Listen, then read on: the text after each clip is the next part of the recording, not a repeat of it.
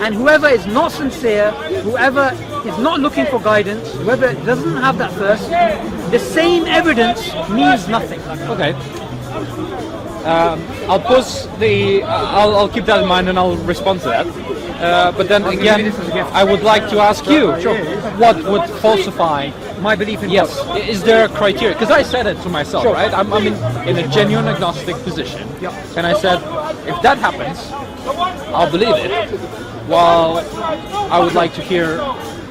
Now, in terms of the Quran says, and it has a falsification test in the beginning of the Quran. It says, if this is not from God, sorry, if you can produce something like this, something like the Quran, then it's not from God. Now, I'm not going to go into the details of the linguistic miracle and the sociological miracle and stuff like this, but say if somebody managed to meet that Quranic challenge, then Islam is false. But in terms of me, of belief in God, which is different to the belief in Islam, because you can believe in God and not believe in Islam. Yes. Right? Yes. So now the question is about my belief in God. Belief in Islam, the Quran gives you a criteria for falsification. The belief in God, for me, is not something which is falsifiable. For me, it is not it is not an inference that I make that there is a God. That I look at this and then I say, it makes sense there is a God. So God is not based upon an inference of reality. God, for me, is an explanation of reality itself. So for me to think outside of that paradigm is non-existent. So my belief in God is not something which is falsifiable. It's not. Now someone may say, well, that's irrational, that's this. Well, I would say, your belief the world is real is not falsifiable. No. There's many beliefs which are not falsifiable. And there's many beliefs, and Aristotle knew this, that going back, if you question every single belief, you'll never have knowledge. There are some things that you have to say are true, yes, and they are the foundations on which everything else is built. And for me, from the time I think I was about 7, when I had my first, when you start reflecting about the world or whatever, even if I left Islam, I would never leave the belief in God, because that was just for me a paradigm. And there's nothing outside of that paradigm. And I'm just being honest, it might sound irrational, but that's just me. Okay.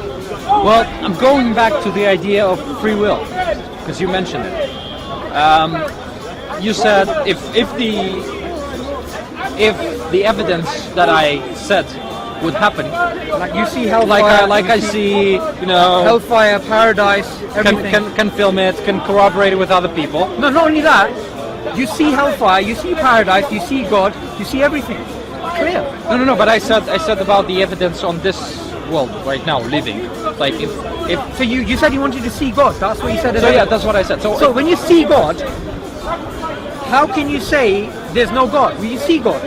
Yeah, but well, I explained to you that it has to have some other way other than just coming and pretending is God, because it's not pretending though. No, but I told you, right, that an enough advanced civilization can come and have technologies that I don't understand, and they say, well, we're gods, believe, and start praying, but it's just technology that hasn't been discovered. Okay, but look, but in the current day, I said a sort of a ballpark argument, a ballpark.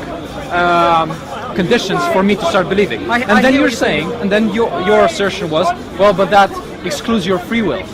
Well, it doesn't exclude my free will, because I made my decision of what will I believe when this happens, and that is my own will, right? But when you see God and say the day of judgment is here, and the sun is close to us, and hellfire exists, and paradise exists, and angels are there, and prophets are there, and all of your deeds of your life are there.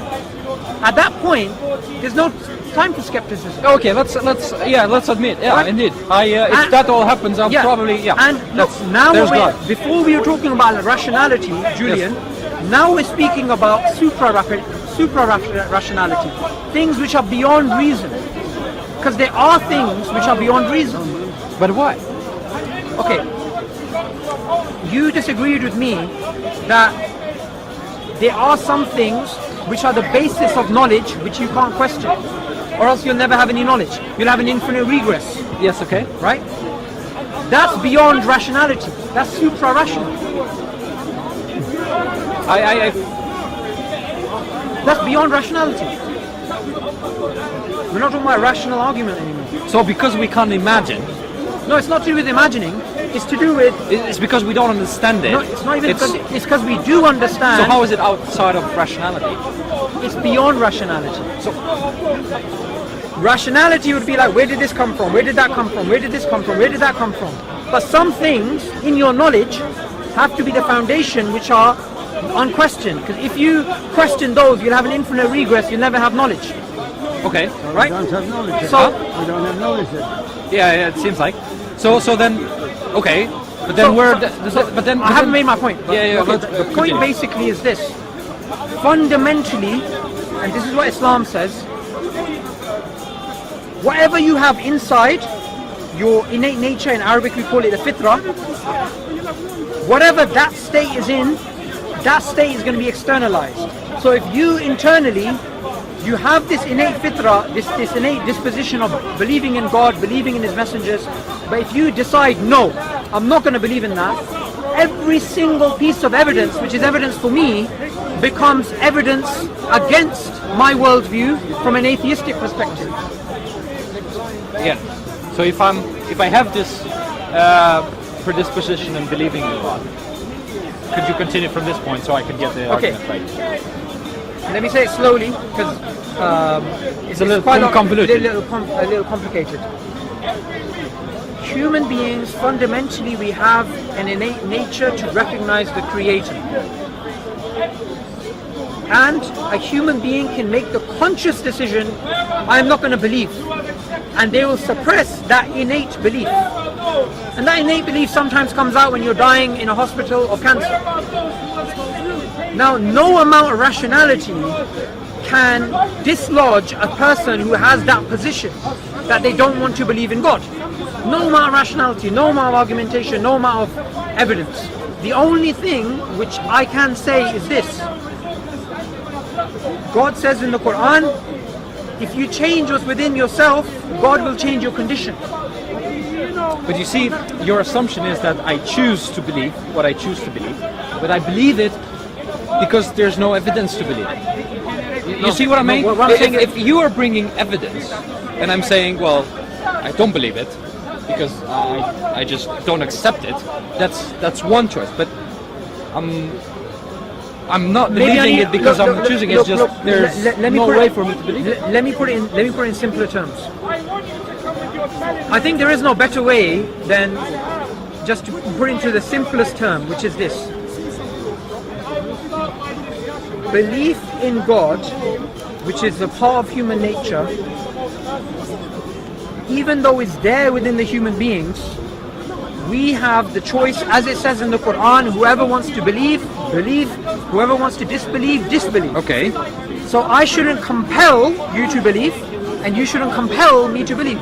Yes. All we should do is recognize what the reality is. Okay, I can agree with that. That doesn't but that doesn't, in any way come to the truthfulness of your claim. I wasn't making a claim. I was explaining what the Islamic position is about why people believe and disbelieve. This wasn't a point of argumentation. Okay. And I want you to end the conversation there because I need to go pray. That's fine. But here's a gift for you. I don't know if you've ever read it. No, I haven't actually. The difference, obviously, between Islam and your previous faith is that we believe God is one. We don't believe in the Trinity. We don't believe God can become a human being. And the other thing which is very important in the Quran is this. And this is probably the only thing which we're probably going to agree on today. God says that whoever's searching for the truth, He will guide. So if you take the Quran, you read it, if it is the truth and you are sincere, you will be guided to it. Okay. All right. Great, amazing day. Thank you very much.